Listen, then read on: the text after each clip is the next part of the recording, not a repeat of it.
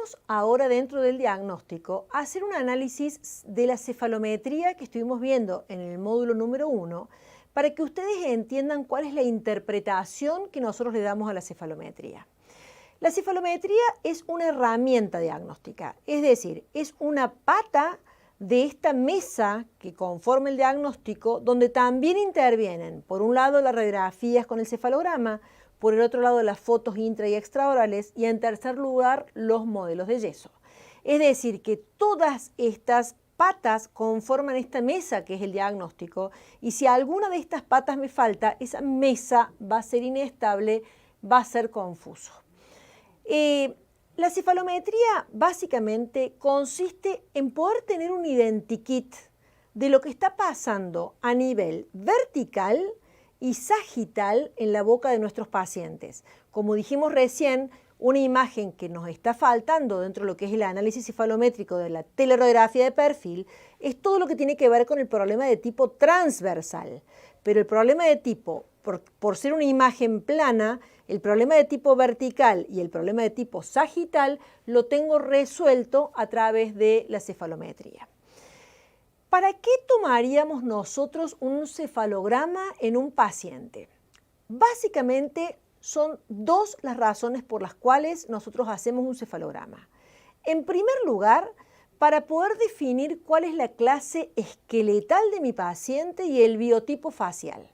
Significa, para poder saber si mi paciente es clase 1, clase 2 o clase 3, esa sería la clase esqueletal.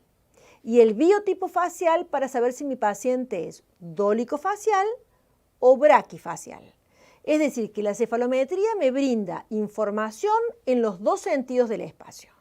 Y ustedes me van a decir, ¿y con qué objetivo tomaríamos un cefalograma en un paciente que ya creció? Porque hay un valor o un dato que es extremadamente importante.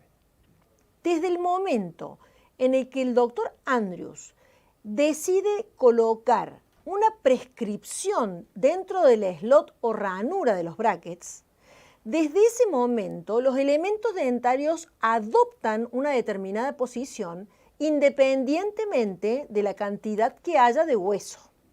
¿Esto qué quiere decir? Que cuando nosotros colocamos brackets en la boca de nuestro paciente, lo que está ocurriendo es que los elementos dentarios no solamente se alinean, sino que además adoptan determinadas posiciones mesiodistales y vestíbulo-linguales en relación a la prescripción o a la información que cada elemento dentario tiene dentro del slot o ranura de su bracket. Entonces, ¿cuál es el objetivo de la cefalometría en un paciente adulto? Es saber cómo se va a comportar ese paciente el día que yo le coloque los brackets. No entiendo, doctora. ¿Qué tiene que ver el comportamiento de mi paciente o de los elementos dentarios de mi paciente con el cefalograma?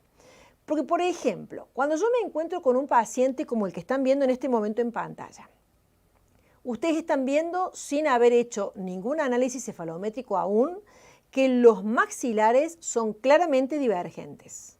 Con lo cual, ante semejante divergencia de maxilares, donde el maxilar superior y el maxilar inferior tienen un punto de encuentro en el sector anterior, en el sector posterior, pero a nivel anterior son francamente divergentes, este paciente tiene dos recursos.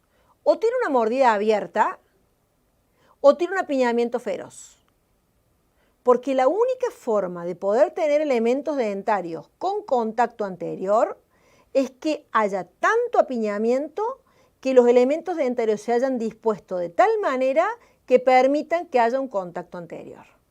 Es decir, que los pacientes, todos nosotros, de alguna manera compensamos todas las falencias que tenemos en nuestro organismo generando camuflajes en el problema. El problema es cuando yo, como profesional ortodoncista, decido colocar brackets en los dientes de mi paciente y pretendo alinear todos estos elementos dentarios con la finalidad de que mi paciente luzca estético. En ese momento, yo estoy utilizando un bracket que tiene una prescripción, que ubica los elementos dentarios en una determinada posición, con un arco con memoria que lleva a todos los elementos dentarios a la posición ovoidea que este arco propone. Esto quiere decir que un camuflaje dentario que mi paciente tenía para poder comer, cuando yo le coloco los brackets, yo lo, entre comillas, descamuflo. Quiere decir, yo rompo ese camuflaje. Yo rompo esta magia que la naturaleza había generado para que mi paciente pudiera vivir y comer.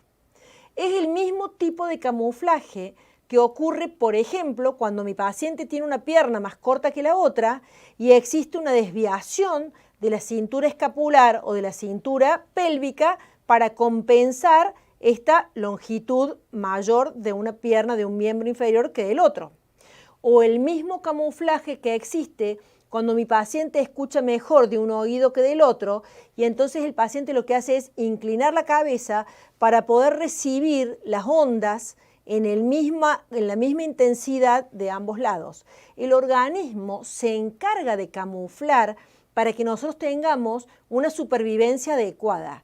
El problema es cuando nosotros como profesionales de la salud intentamos ordenar todo este tipo de camuflaje aún en contra de la naturaleza de crecimiento de mi paciente.